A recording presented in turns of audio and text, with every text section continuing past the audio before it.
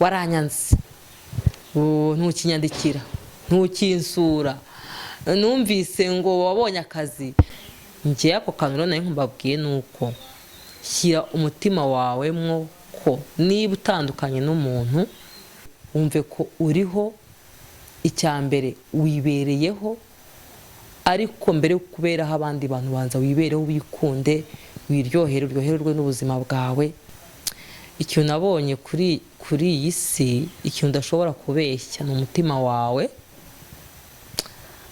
Ikindi kintu udashobora kubeshya ni Satani. Ikindi kintu udashobora kubeshya ni Imana. Ibyo bintu uko ari bitatu ntabwo ushobora kubibeshya. Turabizi ko iyo tweze imbuto hari abandi bantu bazisoroma.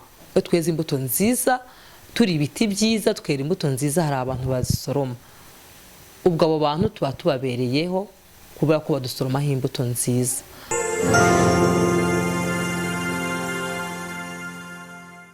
Ndabasuhuje mwese yambi, ndabahobereye. Ni ukuri nari mbakumbuye, nari nkumbuye kuganira namwe inshuti zanjye, abantu bankunda, mwese ndabasuhuje. Amahoro y'Imana abe muri mwebwe, atwarire muri mwebwe. Ntabwo nari mperutse kuza kuganira namwe, najyaga ntanga ibiganiro kuri channel, ariko yenda ngiye ntagaragaraho, ariko ndagarutse kugira ngo tuganire nkuko mbibabwira umunsi ku munsi. Ni ukuganira ku by'ubuzima bw'aka kanya, ndetse n'ikindi gihe, igihe Imana izaba ikidutije ubuzima busanzwe tubamo bwa buri munsi. Rero mwese ndabasuhuje aho muri, ahariho hose, aho muherereye ahariho hose. Mana yanjye, ni muze aka kanya tubane, muze tuganire. Nari maze iminsi mugiye ku tuntu twinshi, ariko ntabwo nyine biba byoroshye. Umuntu aba ari mu bintu byinshi, kandi channel nayo nyine umuntu aba yarayifunguye ikintu yashaka kuyikoresha, ariko nabyo ntibiba byoroshye. Nyine nabyo kwishakira umwanya ntabwo biba byoroshye, ariko nagarutse kugira ngo twongere tuganire. Ni muze tubane tuganire. Gusa ariko ndagira ngo mbwire abantu bose munkurikira, ni ukuri muri abantu b'umumaro, ndabashimiye. Muri abantu b'ingenzi kuri jye, muri abantu munyereka urukundo, abantu mwakoze subscribe, ndabashima. Imana ibahe umugisha. Abakora share ku biganiro byanjye, haba ibyo mbonekamo kuri kamera cyangwa ibyo ntabonekamo, ni ukuri munyereka urukundo. Mana yanjye, nta kintu muba mutakoze. Imana ibahe umugisha. Ntabwo biba byoroshye nyine kugira ngo umuntu ategure ikiganiro abone kigeze kuri channel, ntabwo ni inzira ndende. Uko rero binsaba imbaraga, namwe mukanyereka urukundo, ni ukuri ni umugisha kuri jye. Aka kanya rero ndaje kugira ngo twiganirire ubuzima busanzwe, ubuzima bw'abantu, imibanire n'abandi. Ese umuntu yakakwiye kwitwara gute mu bandi bantu? Ntabwo biba byoroshye, kuko ni urugero, niba mbaniye neza umuntu, yenda ushobora kubona abaniye neza, we yabi kubibona neza, ariko yenda hari undi ubibona nabi. Rero niyo mpamvu nje kugira ngo tuganire. Ese mwebwe uko mubona abantu bose wababanira neza bigakunda? Ese hari umuntu utagira umuntu umuvuga nabi? Muzashyire muri comment mumbwire. Ariko icyo nshaka kuvuga ni uko ubuzima nyine umunsi bari byiza, uvugwa neza, cyangwa se ukumva nyine abantu bakuvuyeho barakuvuga nabi se. Ariko icyo nshaka kuvuga ni uko ubuzima umunsi ku wundi ni ishuri. Kuva uvutse kugera uko ungana uko, sinzi ngo ufite imyaka ingahe, sinzi ngo umaze igihe kingana iki ku isi, ariko njyewe imyaka mfite ntabwo ari myinshi cyane, ariko nta nubwo ari na mikeya. Ariko naje gusanga ubuzima ari ishuri. Ni ishuri umuntu yiga umunsi ku wundi, isaha ku yindi. Ushobora kuba uvuye yenda ahantu runaka wumva uri amahoro, wagera mu nzira runaka ukakubitana n'ikintu cy'igitsitazo utari witeze mu buzima bwawe. iryo naryo ni ishuri uba uhuye naryo utigeze witegura. Ariko naje gusobanukirwa yuko ibintu byose duhura nabyo mu buzima tuba tugomba kubyitwaramo neza ku bwacu ruhande, ku ruhande rwacu, kugira ngo twebwe dutunganye uruhande rwacu.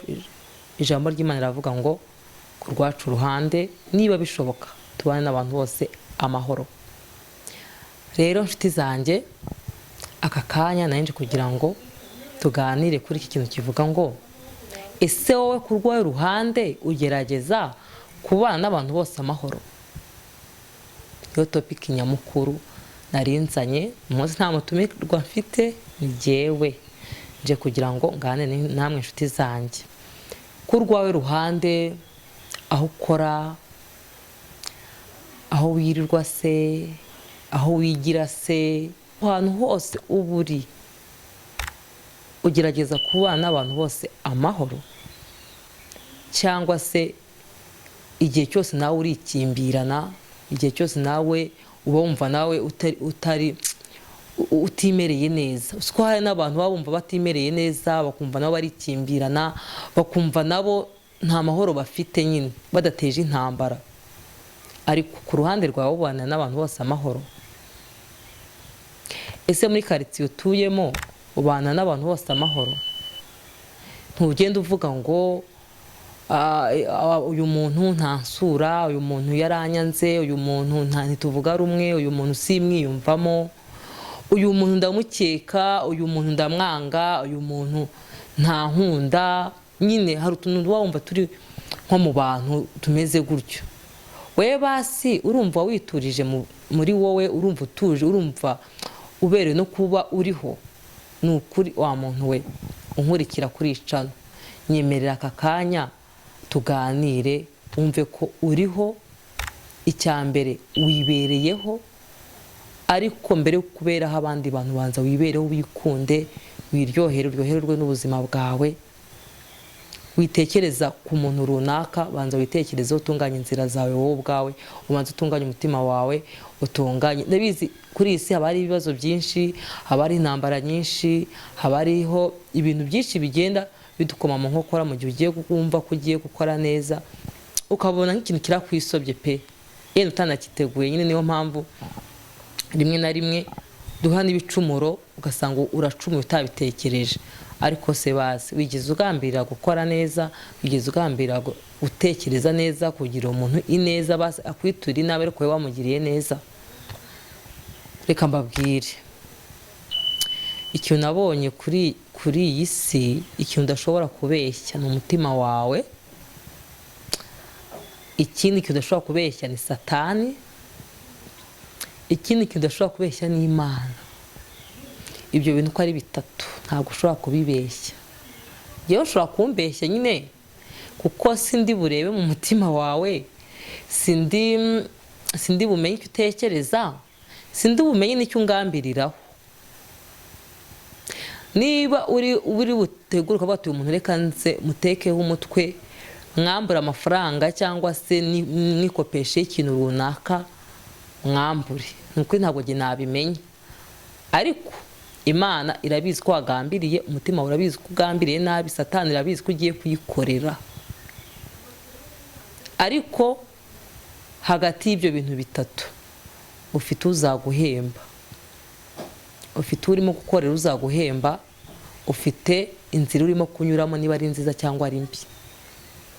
Tugerageze muri urugendo turimo, muri isi turimo, umenye ngo ese basi njyewe uruhande rwanjye ndagerageza kubana n'abantu bose amahoro, ndagerageza kwiyumva ko inzira zanjye ari nziza, nubwo umuntu wari we wese, nta nubwo ari ngombwa kugira ngo rega ukore kugira ngo abantu bakurebe, si ngombwa kugira ngo ukore abantu nyine wishime ku bantu runaka ko wakoze neza. Oya, kora nkawe, ugende nkawe, utekereze nkawe. Kuko hari nk'umuntu ujya kumva aravuze ngo ngo nakora kano kazi ngo se ngo abantu babibona gute? Inshuti yanjye, uberaho abantu cyangwa ubiberaho?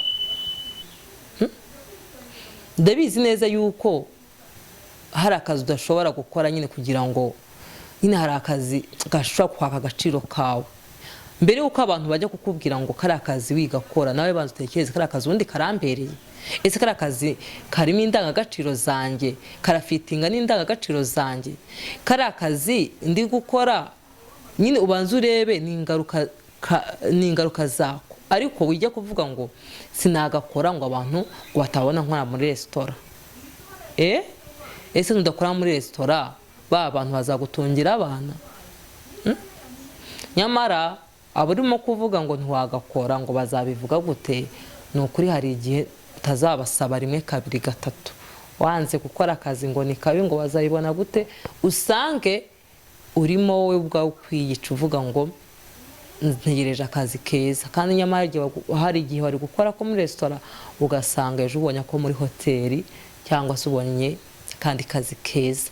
Urwo ni urugero nari ntanze rwo kuba umuntu tugomba kwiberaho kurushaho uko tujya kuberaho abandi bantu. Turabizi ko iyo tweze imbuto hari abandi bantu bazisoroma. Iyo tweze imbuto nziza turi ibiti byiza twera imbuto nziza, hari abantu bazisoroma. Ubwo abo bantu tuba tubabereyeho kubera ko badusoromaho imbuto nziza. Ariko niyo tubaye ibiti bibi tukera imbuto mbi, abantu badusoroma barasharirirwa. Barasharira tubera abandi ubusharire, tutuma abandi bantu baba mu buzima bw'ubusharire kubera ko tweze imbuto mbi. Ikintu rero narinde kuvuga ahangaha ntanatinze nuko tugomba kubaho mu gihe cya nyacyo. Nukuri tureke isi irimo kutujyana mu bintu byinshi cyane bitagira n'umumaro cyangwa se birimo ubuhemu cyane. Birimo ubuhemu ugasanga umuntu aritora ahemukiye umuntu, nta kintu bapfa, nta sambu mupfa. Nyine ibintu by'ishyari byaragwiriye muri iyi si, byaragwiriye. Ugasanga umuntu abonye byonyine utakivuga, avuga ngo ubwo runaka atakivuga yaranyanze, mana yanjye. Ese ko umuntu atakikuvugisha bivuze ko koko yakwanze, cyangwa ahubwo igihe yakuvugishagamo mbwine ikintu cyari igihe cyanya cyo kukuvugisha, igihe atakikuvugisha nawe afite ibindi ahugiyemo kuko nawe afite ibyo uhugiyemo. Hari ibintu biharaye muri iyi minsi, ugahura n'umuntu yenda mumaze imyaka 2, 3 ni ukuri pe, aho mwatandukaniye ukaba uzi ko nta kibazo mwigeze mugirana, ntimwigeze mutikurana, ntimwigeze mutukana, ntimwigeze muri n'abakristo. Ni ukuri nubwo nyine ijambo ry'Imana ritatubwira ko wamara imyaka ingahe udasura umutazi n'amakuru ye, ugasanga umuhenda yimukiye ahantu ntuzi amakuru ye, ariko igihe kikagira mugahura kubaza kutakinsura, kutakinyandikira, kutakimpamagara, byagenze bite, waranyanze mu by'ukuri.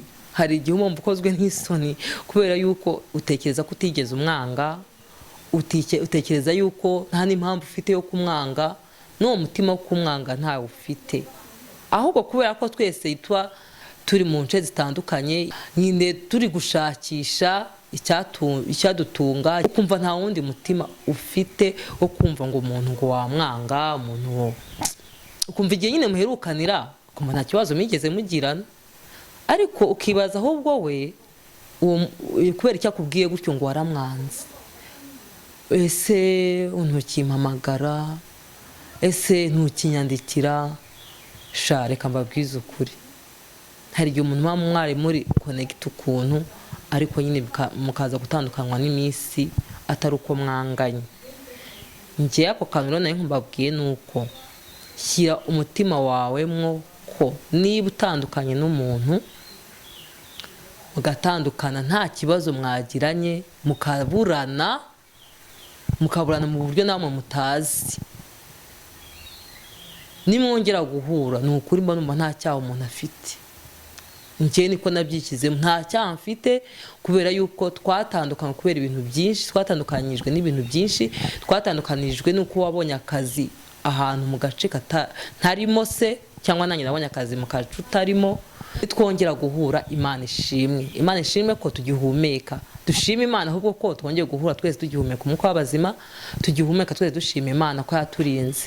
Ariko nindeke kurema iti kumvuge ngo waranyanze, ntukinyandikira, ntukinsura, numvise ngo wabonye akazi. Oya, ntabwo ibyo bintu bikwiriye mu bantu gusa. Ariko njye ndabizi ko hari igihe ushobora guhura n'umuntu runaka avuga ati runaka ntagikorera mu Rwanda, n'urugero yagiye hanze, niyo mpamvu namubuze. Ariko yikumva yuko umuntu yakwanze kandi utazi n'amakuru ye, uzi ko hari n'igihe ibibazo bizunguza umuntu neza akisanga ari wenyine, ye na telefone akaba yarayitaye agatakaza nimero z'abantu bose, ariko muri uwo mwanya muhuye ntabwo ajya kugusobanura ngo nataye telefone, ngo urumva. Ni ukuri twakwiremamo ko tugomba gutunganya inzira zacu nkatwe ubwacu, ubundi ibindi byo ku ruhande byo umuntu mwahura muhumeka mwese mugashima Imana. Ni ukuri ukifuriza umuntu ineza nkuko nawe wayifuriza. Inshuti zanjye, icyo nicyo kintu nanje kubabwira kugira ngo dukomeze tube mu gihe cyacu, mu gihe cyanyacyo, dukora ibintu byacu mu gihe cyanyabyo kandi dukore ibyiza. Ndabizi ko bikunda, birashoboka. Tugambirire neza, Imana izadufasha mu migambi yacu yose. Ndagushimiye rero wowe wabanye nanjye, ndagushimiye wowe ukomeje kunyereka ko unkunda, ndagushimiye wowe ukomeje kunyereka yuko unshyigikiye mu byo nkora. Ndagushimiye wowe wakoze subscribe, wakoze share, wakoze like, wakoze ku gatima ukanyereka ko ukunda ibintu nkora. Imana iguha umugisha, ahaze kwifuza ku mutima wawe. Wowe utameze neza, urwaye, urwaje, wowe ubabaye, Imana iguhumurize kuko irabishoboye. Ndabakunda cyane. Bye bye, shalom.